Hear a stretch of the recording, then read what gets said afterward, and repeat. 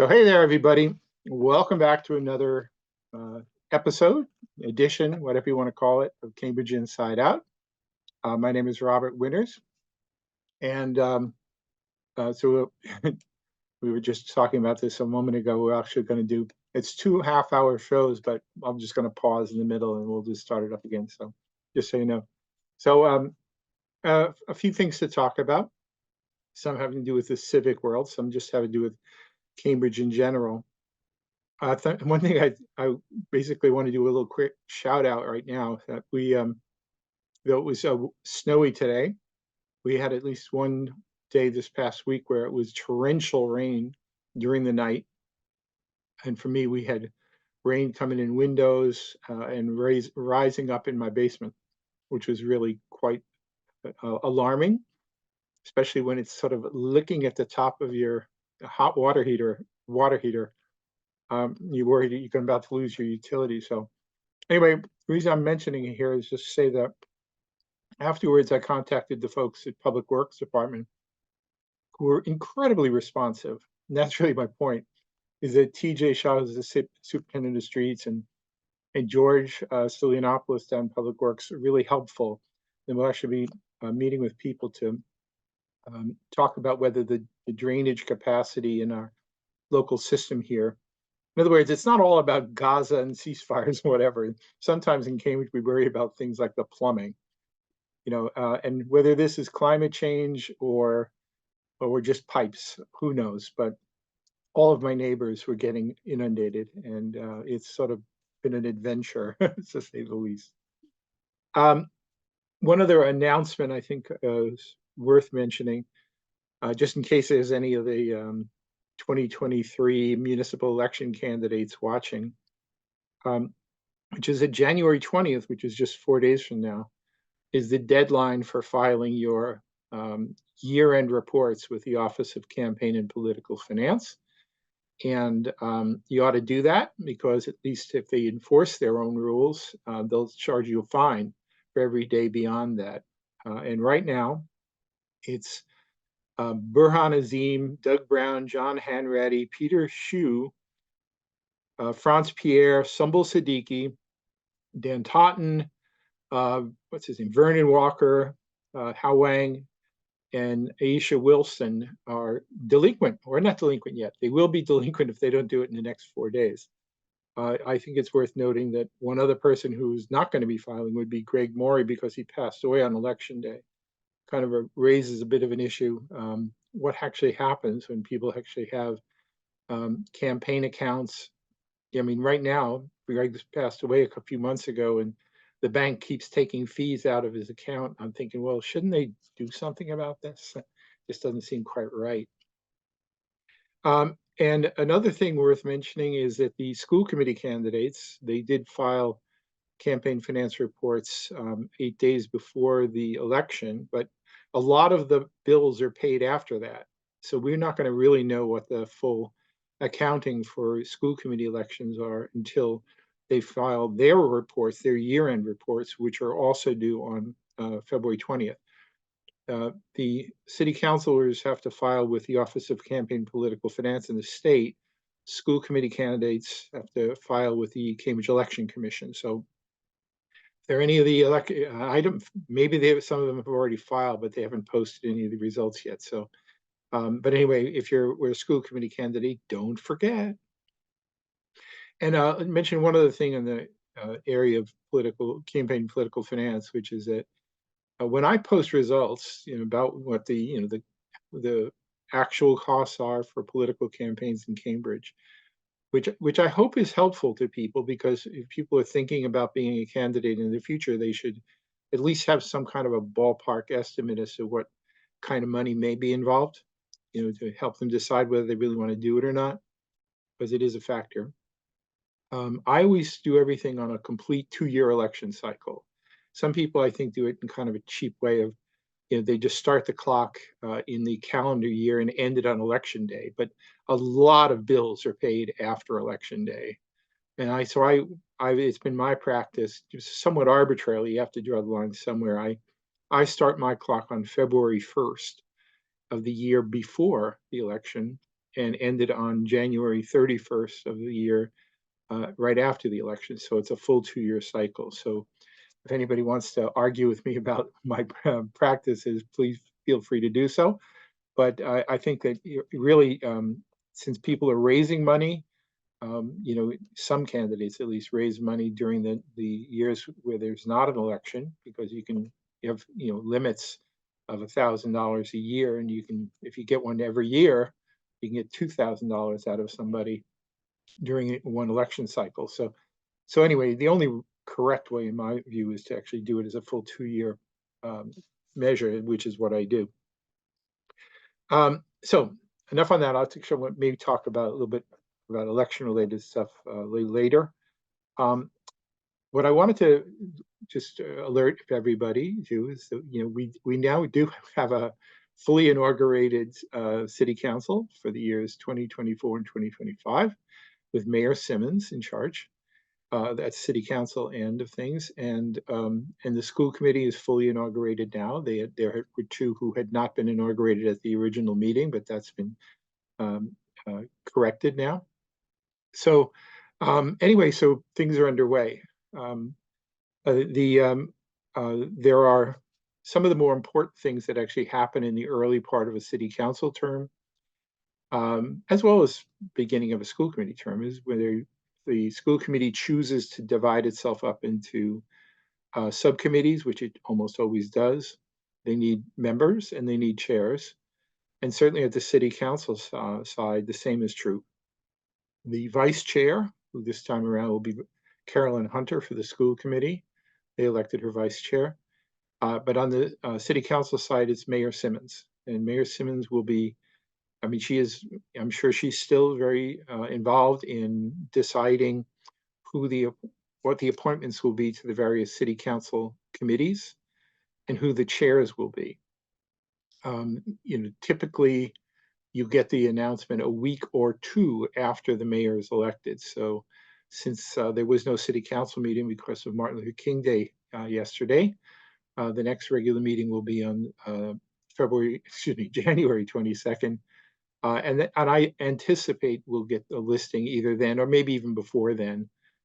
Sometimes it will show up in the council packet, which will appear Thursday night. We'll see who it is. So I get a little bit of prior knowledge, because I'm all connected, I suppose, but I only know of two people who will be chairing committees, and I'm not going to tell you who they are.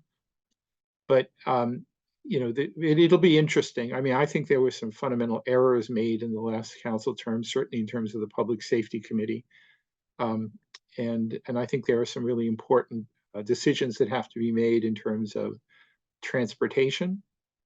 With a lot of the controversies having to do with bicycle infrastructure, but also public transit, bus lanes, automotive traffic. There's a lot to talk about on the transportation end of things, and also the government operations, which I don't know for sure what the process will be, but one of the biggest things our city council will be taking up relatively early on in this term will be the question about what to do with the recommendations from the Charter Review Committee. Now, the Charter Review Committee was supposed to finish their job in December, but asked for an extra month. And they will be meeting on Tuesday, January 23rd, for one last meeting to finalize the recommendations in the report. So they're drafting now. And they'll basically sign off on it a week from today, and then it goes to the city council. So the presumption is it'll be forwarded to or it goes to the full city council, who then have to, what they typically you would expect to do, except that this process has never happened before. They could simply initially send it to the Government Operations Committee, which would seem to be the logical place for such a thing. But how they handle this, whether they do it with a 5-person subcommittee to do the initial hashing out of things, or if they decide to do some kind of an arrangement with a full city council, well, time will tell.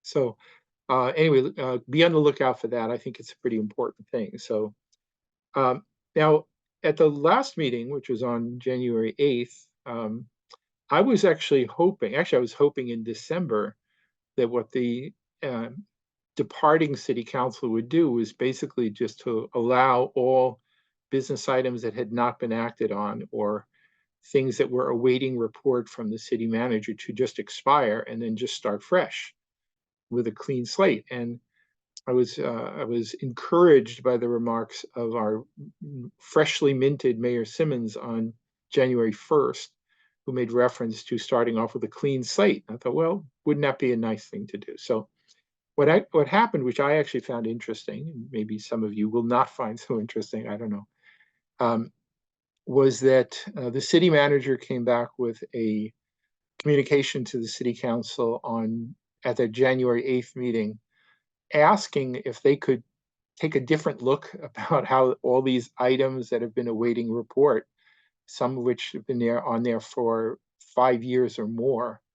And I suppose one way to adjudicate things is for the manager to send a perfunctory response to the council saying, sorry, I'm not going to do this now, but get back to me later. Or they could act on things. So what he has to do is then to sort of reevaluate things and to think about their whole process of, basically throwing work at city staff, more work than they can reasonably be expected to complete. I always call them drive-by orders. They're just sort of like, hey, I'm a city councilor. I have an idea. Here, why don't you do that? And then 8 other councilors say, sure. I have no problem asking the manager just to report back. But in fact, every time you do that, that's staff time. And there's also the issue of, well, if something really is unreasonable, you're sort of putting the manager in the position of basically challenging you back. And anyway, so what happened during the discussion of that item on January 8th was Paul Toner, I thought rather nicely, made a motion to simply take every item that was awaiting report and place it on file. And that's placing on file doesn't mean, Davy Jones locker. It means placed on file. The manager is not obligated to be responding to it right now, but any city council, by majority vote, could uh, request that something be pulled back out of that mythical file, and then put back for trying to facilitate some action by the city manager. So there are some good ideas that were included in this rather long list of matters awaiting report. But so Paul Toner made the motion. It passed on a 5-4 vote with Councilors Azim, McGovern, Joan Pickett, Paul Toner, and Denise Simmons saying, yeah, place it on file. Let's work with the manager on this. And then Patty Nolan, Sumbul Siddiqui, Jeevan Sabrina Wheeler, and Aisha Wilson voted no,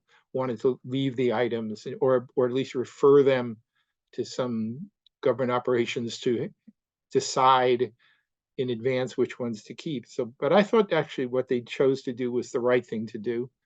So that right now, when the city council agenda comes out, it really will look like a fresh start. And I think that's a good philosophy for a new council, especially with a turnover of 3 people departing the council. I mean, there were some things awaiting report going back to the days before their councilors who haven't been on the council in 4 years, and they were still waiting a report. It was kind of ridiculous. Anyway, I thought that was a good thing, and even though it was a close vote. Another matter that was on the agenda for, in a variety of ways, for the January 8th meeting was had to do with Jerry's Pond up in North Cambridge on Ridge, adjacent to Ridge Avenue. Now, so there's been a lot of going back, a lot of advocacy in favor of doing something. There have been some really delightful plans proposed by some of the groups up there. Eric Grunbaum in particular is somebody I know who's really been shepherding this process along and trying to work with, I think it's an IHQ, whatever it is, a 4-letter acronym for the owner of the property, because Jerry's Pond is actually privately owned. There was a history of some pollutants in and around the area. but there are a lot of delicate matters about disturbing of soils. And if you want to fill a part of Jerry's Pond in order to widen the roadway, in order to put in a bicycle structure, you have to then compensate for that by excavating questionable soils. Anyway, much as I like the plans, the city council was faced with a vote right at their first regular business meeting to do something, and there was a basically the motion was um, to let the current plan, which the property owner developers bringing before the Conservation Commission to act on, to let that proceed without some of the add-ons that the advocates wanted. Now, again, I don't want to make any enemies by saying this, but I'm going to say it anyway, which is that I thought the city council did exactly the right vote, even though it was a 5-4 vote, basically to just allow things to proceed as it is right now, even if that was a bit of a disappointment to some of the city councilors and some of the advocates. And in fact, it was followed by a local media letter from, I think, Aisha Wilson and a few others, trying to recast the question of Jerry's Pond as an environmental justice issue. I don't personally buy that argument. I think of that as more as a tactic than as a legitimate argument. But I'll just say, in my opinion, even though I'm sure Eric would be disappointed, I thought it was the right vote to just let things go and to not kind of force the issue and just do that. I thought that the city manager, and actually not so much the city manager, but our deputy city manager, Owen O'Riordan, and Kathy Watkins from the Department of Public Works really, really made a strong case as to why the additional disturbance was not really the right thing to do at this time. So anyway, so those are the two largest business items that were on that agenda, and I thought the city council handled both of them rather well. So this bodes well for a good term, I hope. Now, on the other hand, there was a problem at the city council inauguration on January 1st, where a bunch of protesters protesting matters that have nothing to do with the city of Cambridge, nothing to do with anything on the agenda, nothing to do with the inauguration, but they decided to use the venue of the city council inauguration to force issues having to do with such matters as the situation that is happening right now in Gaza and Israel. They also brought in, rehashed some of the issues about their unhappiness with Elbit systems operating out of a building on Bishop Allen Drive. They even brought in the police-involved shooting of Arif Faisal. All of these things were sort of put on display as part of a demonstration. And I thought, okay, you've had your 15 minutes of fame, move on, and let's get down to business.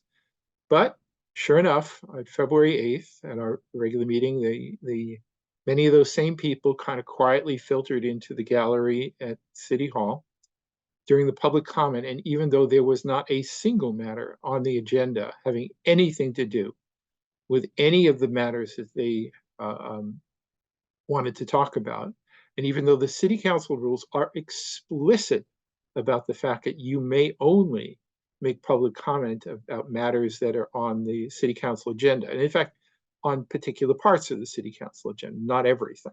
You can't just send in your own communication and then talk about it, for example. So they busted up the meeting again and lingered in City Hall. The city councilors, it's not a good look that when they run away and they reconvene in Zoom, but on the other hand, they didn't really have much choice unless they wanted to actually start making arrests. I think there comes a point where that is what you should start doing, in my opinion. But we have a little problem right now because these same characters have now promised to come back at every single meeting. They've promised to occupy City Hall and make life difficult for all of the elected officials until they basically get our local Cambridge City Council to somehow get themselves very involved in international relations, which is ridiculous. So one, and as was the case with the Faisal matter last year and others, it's a never-ending presence of a group called the Party for Socialism and Liberation. What socialism has to do with any of this is quite beyond me. There's one particular individual named Suhail Perkar, I believe is how his name is pronounced, who is an ever-present person at all of these, and was sort of leading the chants outside the Sullivan Chamber after the counselors had actually gone and reconvened in Zoom. And the thing I want to point out about this, and I think this is a matter of some significance, is that he lives in Somerville. And many, if not most, of the people who were busting up a Cambridge City Council meeting live in places like Somerville and elsewhere. Yes, there were a few Cambridge residents who I'm sure were well instructed to make clear their residency here to give some legitimacy. But honestly, if you really think about this and sort of take it to its ultimate extent, and actually look back at some of the events that happened this past year when we were doing a lot of things with public comment in Zoom, including there was some controversy over Hewlett Packard and the fact that there was some, city might be doing contract with a company that did business with Israel or which provided software or something. It was used in Israel. So there were hundreds and hundreds and hundreds of people would sign up to make public comment about this. There were many, many, many people signed up to make public comment remotely, having to do with this matter. It wasn't even on the agenda of either the inauguration or the February 8th meeting. One of the things that the City Council generally does at the beginning of every term is it provisionally accepts its rules. So right now we're in that provisional period where presumably the government operations can now go back and review its rules. And I'm going to make a suggestion here, which is that we're going to have to do something about this, because if not, regular Cambridge residents and citizens who actually have legitimate reasons to be making public comment about matters that are on the City Council agenda are basically going to be squelched by a bunch of people who are coming from here, there, and everywhere, or at best being allowed up to maybe at most 1 minute to make a comment because there are hundreds of other characters dialing in from Michigan or California or Somerville in order to express their point of view about a matter that has nothing to do with Cambridge. If the City Council can't change some rules in order to fix this, then I think they're going to have a terrible term. And I really think this is a matter they're going to have to do really, really soon. One simple change I would make, or at least suggest that they consider, is that right now the City Council rules, I'll actually sort of point out where they are here right now. There's the rules regarding public comment pretty much allow any individual or employee of the city to speak at a City Council meeting. Now, these things, even though they were amended, these rules were amended. I'm not going to stick with that here, just flash it by there. But they were amended during the term, this past term, when there was a lot of remote public comment being made. But I really think that's going to have to be revised. For example, instead of saying any individual, I would change it personally to any Cambridge resident or employee of the city of Cambridge, or anyone who has business on the agenda. So for example, if you were not a Cambridge resident, but you own property in Cambridge and it was something you were seeking a permit or something like that, then that would be appropriate. And then to simply give the mayor the discretion to allow others to speak if the mayor feels that is warranted. I would also make a rule change to require people can you can argue this out with the lawyers and, and constitutional people, but I would require everybody to give real names and their real addresses so that they could decide whether the person has a legitimate right to speak in front of Cambridge City Council. So free speech is great, except for the fact that except when there are hundreds and hundreds of people basically clogging up the arteries of democracy, which in turn makes it impossible for people who have a legitimate need to make public comment to actually make that comment. Right. I think if you had something of significance and you were expecting 3 minutes to make your comment, which is a very reasonable amount of time, and then you're being chopped down to 60 seconds or less, so that they can accommodate this political theater, I think that's a problem.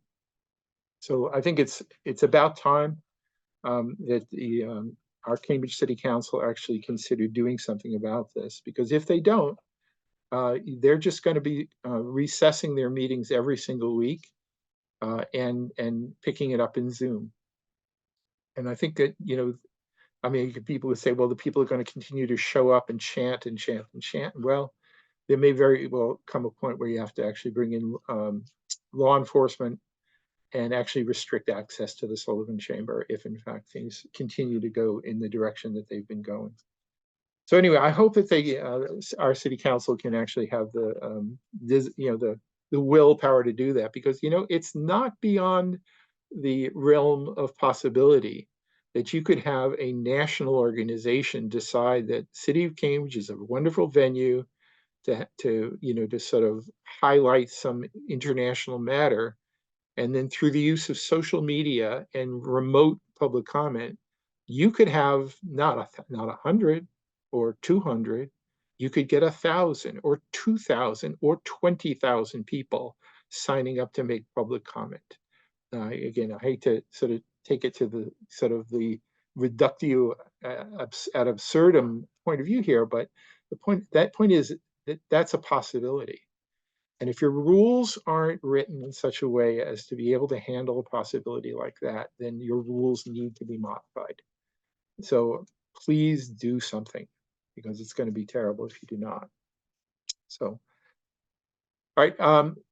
Now we got 57 minutes for the show here, but I'm going to momentarily just take a little bit of a break here, and then I'll just sort of formally sign off and sign back in. But then, so anyway, I'll be back in a flash, literally, on Cambridge Inside Out.